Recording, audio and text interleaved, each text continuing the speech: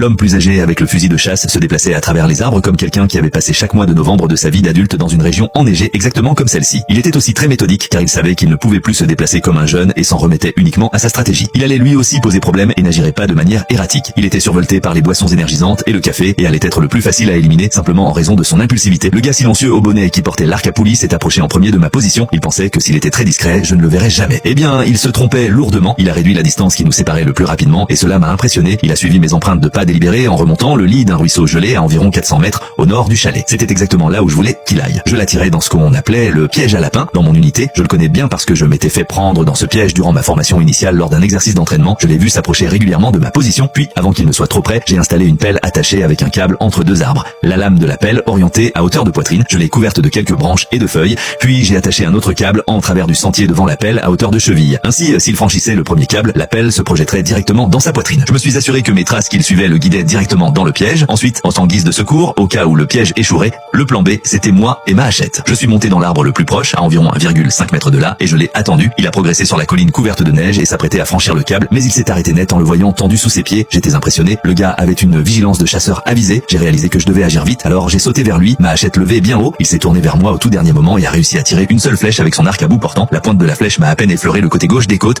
J'ai planté violemment la hachette dans le côté de son cou. Il a lâché son arc, s'est effondré dans la neige en s'agrippant à sa blessure. Il a toussé et s'est étouffé dans son sang qui a tacheté la neige, a rendu ses derniers soupirs et est mort en me fixant directement sous le choc.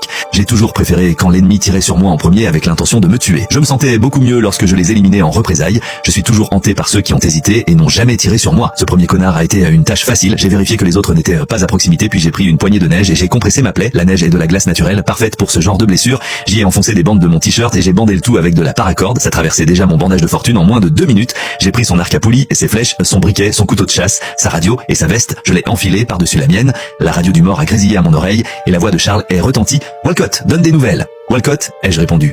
Walcott n'est pas là pour le moment, laisse un message et je m'assurerai de lui transmettre. Oh attends, il est un peu occupé en ce moment, en enfer en train de se faire défoncer l'arrière-train par Satan. Le silence à l'autre bout du fil a été un pur délice pour moi. Un de moins, plus que 3, bande de trous, du cul. J'ai marché environ 800 mètres vers l'est, j'ai récupéré le corps de Walcott et je l'ai traîné sur environ 50 mètres, en montée jusqu'à un pin ayant une vue dégagée sur un ravin. Une grande partie de ce jeu consiste à planter des doutes dans leur esprit. Qu'est-ce qui est réel? Qu'est-ce qui est une distraction? D'où va venir l'attaque? Créer cette imprévisibilité est ce qui sépare les pros des amateurs. J'ai redressé son corps, je l'ai assis contre un arbre et j'ai disposé ses bras pour qu'il ressemble à un homme qui fait une pause. J'ai mis son chapeau sur sa tête et j'ai glissé une longueur de paracorde dans sa manche, puis je l'ai déroulé sur 18 mètres vers le bas de la pente jusqu'à l'endroit où j'allais me cacher pour pouvoir faire tressauter son bras à distance et donner à un cadavre l'air d'un homme blessé essayant de lever le bras pour appeler à l'aide. Ensuite, j'ai appuyé sur le bouton de la radio de Walcott et en prenant ma meilleure voix d'homme mûr, c'est Walcott, j'ai besoin d'aide, je suis blessé. Je doutais qu'il croie à cette transmission, mais je voulais révéler ma position, surtout à Marche. J'avais l'intuition qu'il voudrait jouer au héros et je lui donnais cette opportunité. Ensuite, je me suis caché dans des buissons épais et j'ai attendu. Comme je le pensais, Victor Marche s'est approché rapidement. Il avait utilisé sa lunette pour voir le corps dressé de Walcott et voulait faire le héros, alors il a foncé pour sauver la situation. Bien joué, Superman.